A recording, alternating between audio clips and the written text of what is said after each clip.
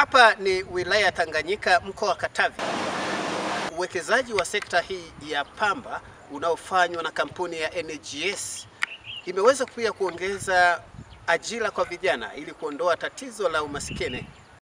Lakini msisitizo ni kwamba serikali inapaswa kuangalia umuhimu wa kuwekeza viwanda, pamoja na wawekezaji wengine waone umuhimu wa kuwekeza viwanda vya kutengeneza nguo iwe kama mataifa mengine, ikiwemo kama kule India na mataifa mengine ambako tumeona uwekezaji wao ni mkubwa sana katika uzalishaji wa nguo zinazotokana na zao hili la pamba.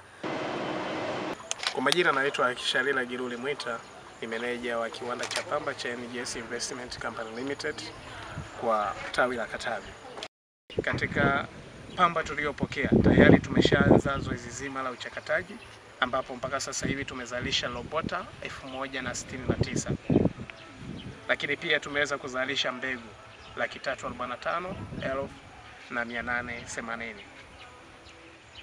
Katika pamba tunayoipokea ni pamba ambayo ina ubora, na kama tunavyojua wakulima wetu wameweza kuelimishwa kupitia maafisa kilimo ambao tumeweza kuajiri kama kampuni, lakini pia wataalamu maafisa kilimo kutoka bodi ya pamba, yani Build Better Tomorrow BBT, wameweza kuelimisha wakulima wetu katika njia bora za kilimo, njia bora za uvunaji, ambazo ndizo ambavyo sisi zinaweza kutusaidia kupokea pamba ikiwa na ubora, ikiwa imechambuliwa.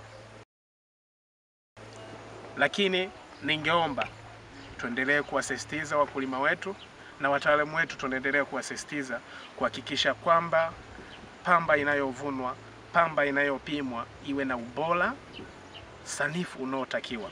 Kwa msimu huu tunategemea kuwa na pamba nyingi tukilinganisha na msimu uliopita. Kwa nini? Cha kwanza kabisa, hali ya hewa ya mwaka huu ilikuwa ni nzuri ukilinganisha na msimu uliopita, na kiwanda chetu hiki kina uwezo wa kuchakata takriban kilo milioni 50 kwa mwaka. Kwa hiyo ningeomba wakulima wetu tujipange, lakini waendelee kujipanga katika msimu mwingine, kwa sababu huu ni mwisho wa msimu ambao ni msimu wa uchakataji, msimu wa ununuzi, lakini ni maandalizi ya kilimo kingine.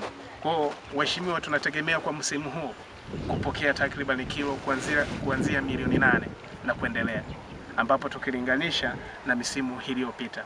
Na msimu huu kwa nini umeongezeka uzalishaji? Cha kwanza kabisa ni hali ya hewa.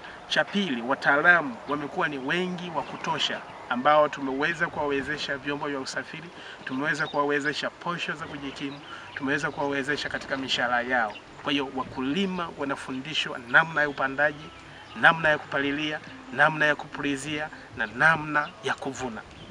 Uwekezaji wa viwanda vya nguo inatajwa kuwa ni kichocheo muhimu na kikubwa zaidi katika ukuaji wa uchumi wa nchi na wananchi wenyewe pamoja na wakulima ambao ndo wazalishaji wakubwa wa zao hili. Kama tunavyotambua kwamba soko letu hili linakuwa regulated chini ya soko la dunia, ambapo soko la dunia likishuka ndivyo na sisi huku lazima liyumbe. Kwa sababu gani? Kwa sababu bado hatujafikia level ya kutengeneza finished goods ambazo zitaweza kuongeza thamani ya zao letu hili. Lakini kupitia wawekezaji wamefanyika baraka sana katika bei inayotolewa, lakini wanaongeza bei, na sisi tunaweza tukawa ni mashuhuda wazuri. Tulianza na 1150, lakini sasa ni 1200, ambayo ni baraka ambayo wakulima inawatia hamasa. Kwa hiyo ushauri wangu ni nini? Ningependa kushauri serikali yetu ambayo ni sikivu kuweza kuwekeza viwanda vya nguo, ambavyo viwanda hivyo vitaweza kusaidia mabadiliko haya ya bei. Badala ya kuagiza nguo kutoka nje, tunategemea Tanzania tuwe wazalishaji wakubwa wa nguo, ambapo bei au soko tuliongoze sisi kuliko kuongozwa na watu wa nje.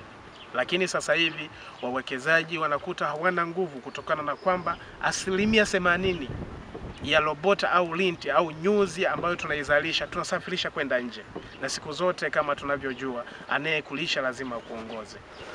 Nikiripoti kutoka hapa wilaya Tanganyika, mkoa wa Katavi, Sitatuma wa STV.